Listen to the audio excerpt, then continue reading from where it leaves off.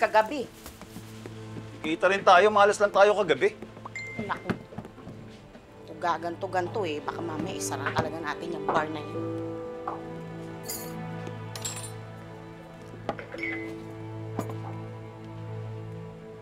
Hoy, Mauro. Sino ba yung kausap mo, ha? Babae mo? Hindi! Kaya pa ako nagsasalita doon eh. Patingin ako. Bakit? Patingin lang. Bakit nga? Hindi naman babae ito, ano ba? Uy! Akin na! Wag! Linda! Ka magulo.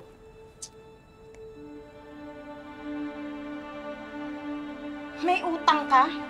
Kanino? Kita, Rook. 30,000 lang naman. 30,000 lang? Paano ka nagkautang doon? Binenta akong motorsiklo. Galing kay Tarok. Hindi ko pa nabibigay yung parte niya eh. Akala ko naman kasi lalago yung pera sa wedding. Mauro naman. Bakit ka naman ang hiram? At saka gusto walang ng tao pala yun. Ano ba? Di ba yun ang gusto mo? Oh. Alam mong halangang bituka ng taong Tarok na yan, lalo na pagdating sa pera, di ba? Oo na. Diskartihan ko naman eh.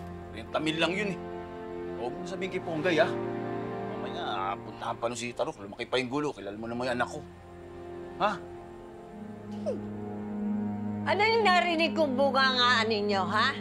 Ha? Ang aga-aga, nagbabangayan kayo? Eh paano? Tong anak mo eh, Yung bayarin lang sa sa beer house. Huwag niya itindihin. Yakang-yakan namin yun. O, saan napupunta kita ninyo? At pinagtatalunan ninyo? Aba, nagpapagod kayo para malugi? Alam niyo, kung hindi na po kumikita yung beer house, saran niyo na lang po. Punong-puno lang din yun ng gulo eh. paano tayo kukuha ng pang-araw-araw natin, Aber? O ikaw, di ba may trabaho ka na? Hindi ka magbigay ng panggastos dito. Bago pa lang si Ponggay sa trabaho niya. At saka, bakit mo sinisila apo ko? Ha? Gusto mo magkwentahan tayo? O sige pa, meron akong calculator dito. Lagi ready to eh. Sige, o di ka. sige. O dali, ke. Hindi na lang po tayo napupunta sa ganyan, sa kwentahan. Ayun talaga. Okay, ganito. Sa una kong sahod, buong buo ko ibibigay sa inyo. Talaga, anak? May choice po ba ako? Kailan ka sasahod? Ayun! Yan, nahawa ka na dyan sa asawa mo. Sige na, sige na. Ewan ko. Sige na, alis na po ako. Magtrabaho lang po ako para may bibigay po ako sa inyo. Okay? Nay. La, kaawaan ka ng Diyos. Ingat, nak! Ako, maitapon na nga ito. Ako maliligo na. Nag-iinit ang puso.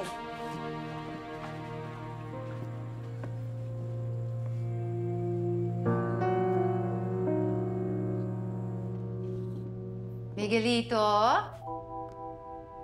Ready? Take a good look at your son, Ma.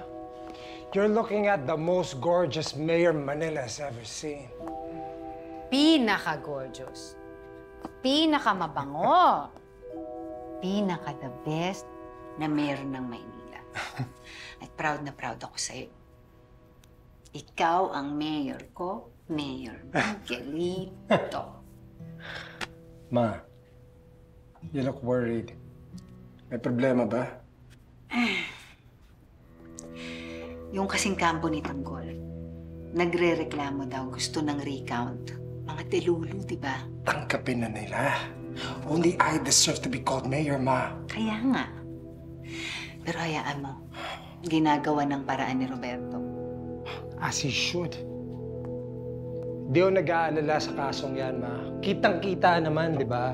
Nagirero lang ang gusto ng mga taga-Maynila. Bilib na bilib ka din naman sa sarili mo, anak, ano? Pero alam mo, mas bilib ako sa'yo. Oh. At yung pwesto mo, pareho tayong makikinabang dyan. Kaya galingan mo, ha? Dapat palong-palo ka bilang mayor ng Maynila. Ma, I got this.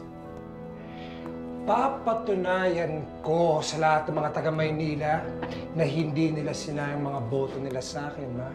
Hindi ako mapupulaan ng mga kritiko. And Kuya, well, Kuya will just have to admit that I am the best Guerrero mayor this family has ever seen. Woo!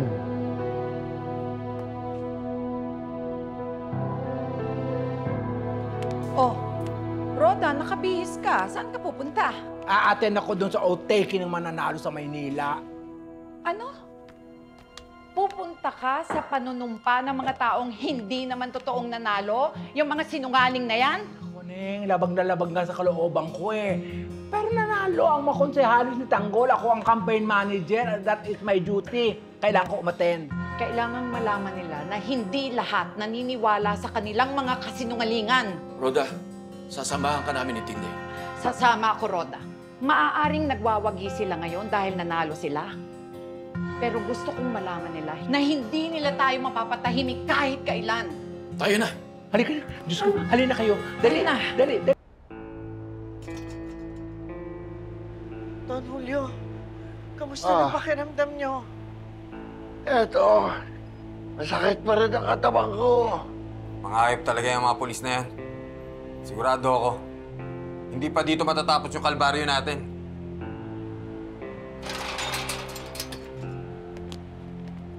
Emil, Alvaro, sumama ka sa amin. Sir, saan niyo ako dadalhin? Sumama ka na lang. Ano? Saan ako dadalhin? Sumunod ka na lang. Emil! Bitawan mo ako! Teka, saan niyo dadalhin si Emil? Ako, ano kaya ang gagawin nila? Saan nila dadalhin si Emil? Saan pa? Sigurado ako, pinagkanulo ni Divina ang aking apo.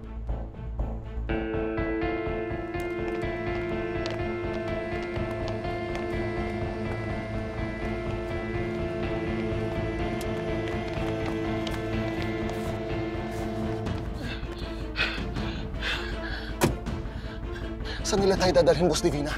Huwag kang mag-alala. Dadali natin sila kung saan nagtatago sila Tanggol. Nakausap ko na si Vice Mayor Roberto. May kasunduan na kami. Makakalaya tayo. Alam niyo ba kung saan nagtatago si Tanggol? Iisa lang naman ang pwedeng pagtaguan ng mga sanggano na yon. Ang mga Benito.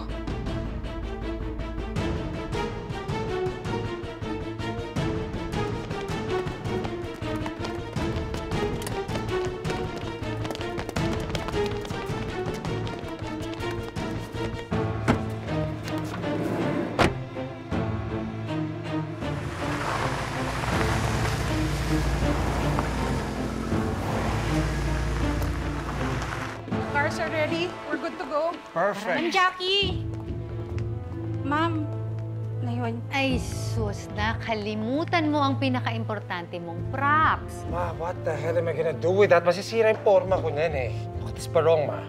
Mas gaganda ang forma mo pag suot mo to kasi simbolo to ng pagiging matapang mo. Dali na. At ma, magugusot yung parong ko niyan eh. Hindi! Promise, effective to. Dali. Ma, do I really need to Oo. appreciate my outfit this way na nakasuot to? Aayusin ko nga, oh. Alis kayo. Hindi niyo ako sinasabihan man lang. Sasama ka pala? So okay lang sa'yo na makita ng mga tao yung talunan mong mukha. Sisirain mo lang yung moment namin. Bastos ka nang magsalita ngayon. Hindi ako bastos. Magkaiba tayo ng batayan ng bastos. Ma. Prangka lang ako, hindi bastos. Ma, Pa, please, can we not make an issue out of this? Pa, I hope you understand, hindi ka namin kailangan ngayon. It's not gonna look good for me to be with a loser right now. Hindi siya maganda sa image ko. Baka isipin ng lahat ng tao, dinaya natin tong eleksyon na to, Pa. Mas mabuti pa. Dito na lang kayo. Nagiging hambog ka na ngayon, Miguelito. Pa. Ngayon ka lang uupo bilang mayor. Wala ka pang napapatunayan. Pero ako, dekada na akong nanungkulan bilang alkalde ng lungsod na ito. Makabubuti sa iyong presensya ko. Tandaan mo, sa politika, hindi ka tatagal kung mag-isa ka lang. Gusto ko lang tulungan ka. Makakabuti sa'yo. Dapat magpasalamat kayo. Maraming salamat, Pa. Huli na kayo!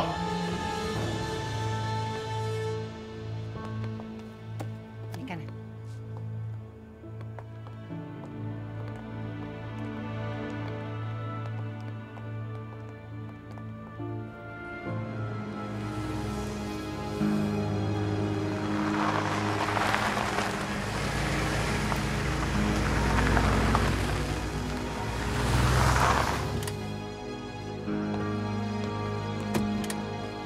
handa ng team.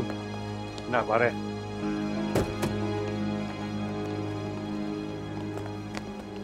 Sir, Kalagad niyo yan. Saan dito natatago si Tanggol? yan sa bahay sa gitna ng lawa, yan sa may tindahan ng daan. Sigurado ako doon yung matatagpuan si Tanggol. Pero kami na muna ang maunang papasok doon, lalansihin namin. Mahirap pagka sumugod agad kayo, baka matakasan kayo. Alam niyo naman yun, malakas ang pakiramdam nun. Sir, baka pwedeng bigyan niyo ako ng proteksyon. Delikado ako doon.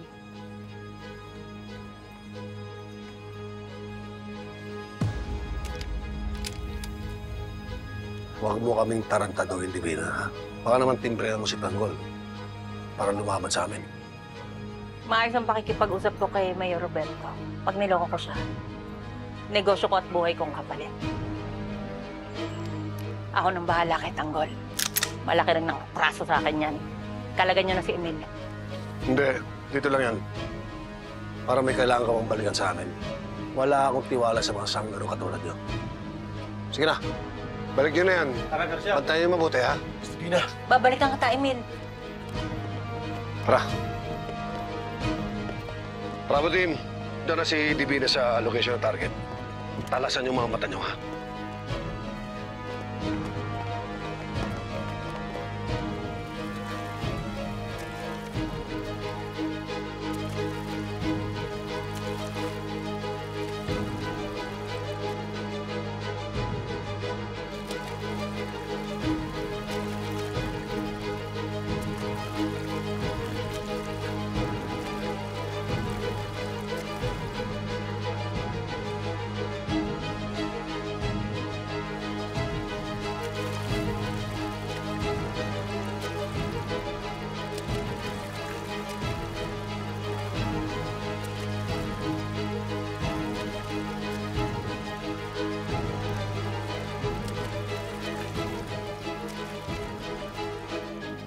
Subos na Bina to ah!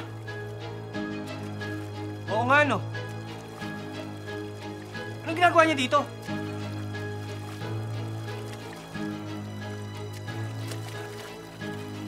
Teka, paano siya nakalaya?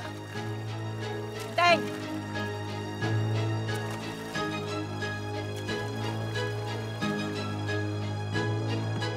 Teng, Tanggol, Nasa loob. Pero palis na kami. ba't saan kayo pupunta? Sa Mindoro. Doon muna kami magtatago. Taga doon kasi kami. Alam namin, pinaghahanap kami ng mga pulis. Lalo na, nanalo mga gerero. Saan nga si Tanggol? Ibi na. Tanggol!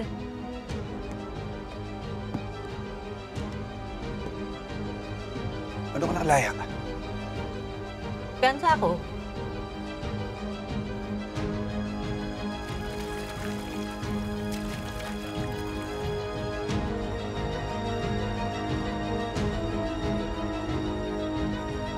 Nagpiyansa ka. Napakaraming droga na nakuha sa atin. Paano nangyari yun? Alam mo naman, marami ang koneksyon. Si Lolo. Si Nanay. Naiwan pa sila sa kulungan. Hindi sila pinayagang magpiyansa ng presinto. Pero ikaw nakapagpiyansa.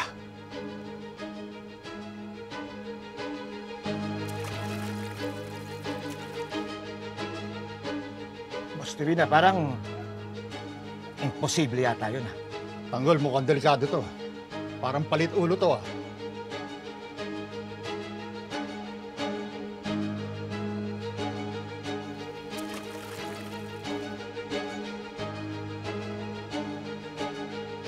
Bakit ko naman gagawin yun? Kaya nga ako nandito para tulungan kayo. Para maihanap kayo ng bagong lugar ng pagtataguan nyo. Ang bihira. Ako pa pag-iisipan nyo ng ganyan? Divina, mga batang kalye rin kami. Alam namin ang karakas ng lahat ng mga tao. Sa laki ng droga na nakuha sa atin, parang imposible ka na makapagpiyansa. Kahit sino pa ang kakilala mo. Yan ang hirap sa'yo, Tanggol eh.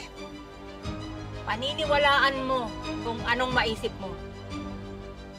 Ako na nga nagpapaganda loob dito, ako pa masama. Uy!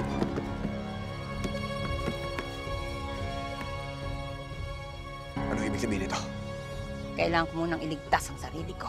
Sabi ko na nga ba eh. Palit ulo to eh. Tigas kasi ng ulo mo, Tanggol. Kung nakinig ka lang sa lolo mo at sa papa mo, wala sana tayo sa ganitong sitwasyon.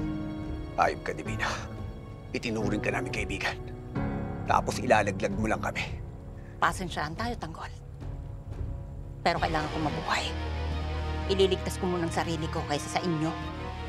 Kaya kung ako sa'yo, Tanggol, sumuko ka na ng matiwasay dahil napapaligiran na kayo ng mga pulis.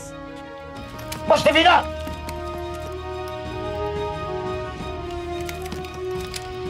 Hindi kami papayag na makulong sa Tanggol. Magkakamatayan tayo rito. Mamamatay talaga kayo! Jesus Montenegro! Napapaligiran na namin kayo! Bitawan niyo yung mga armas ninyo! Kung ayaw niyo may mangyaring masama!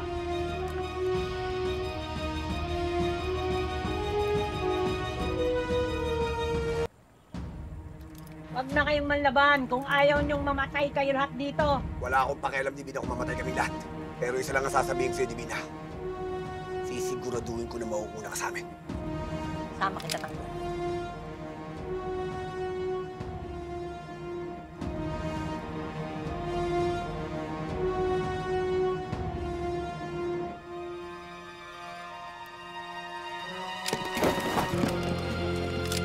Sige! Putok nyo! Papatayin ko itong babae ito! Babae niyo mga baril niyo! Jesus Montenegro! Itaw mo yung babae yan! Kapag hindi niyo kami pinatakas! Papatayin ko ito! Sir,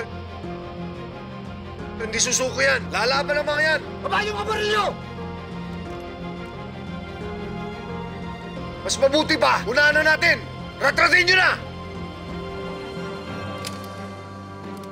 Ibigyan kayo ng 3 segundo para sumuko! Isa! Dalawa!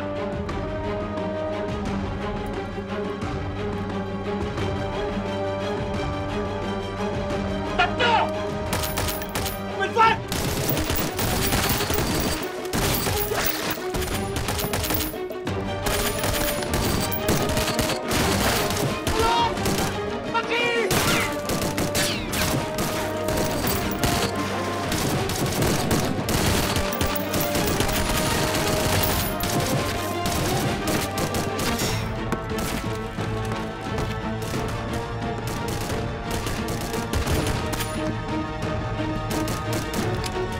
Ayos ka, Divina.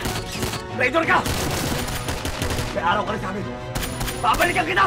Tara!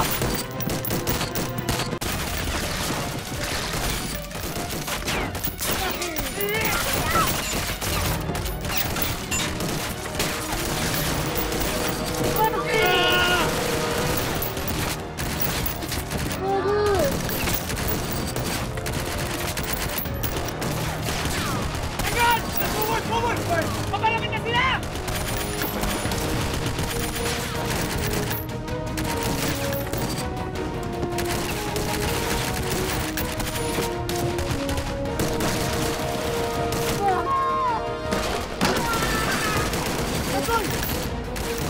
Mauubusan na ng balat dito! Halika na!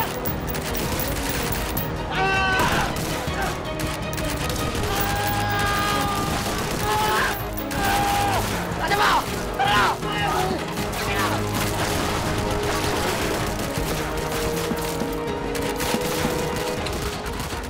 Dito tayo!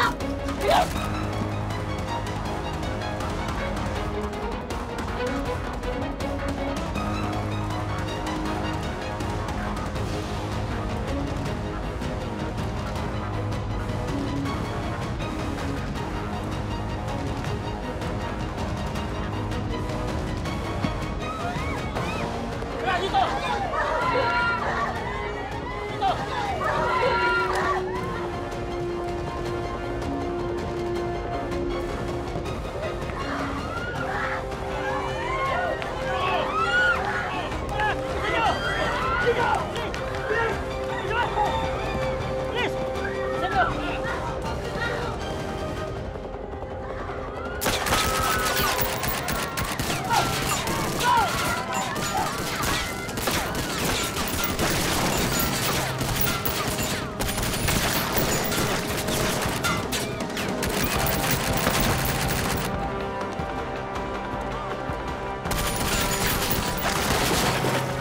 namin! Bilis!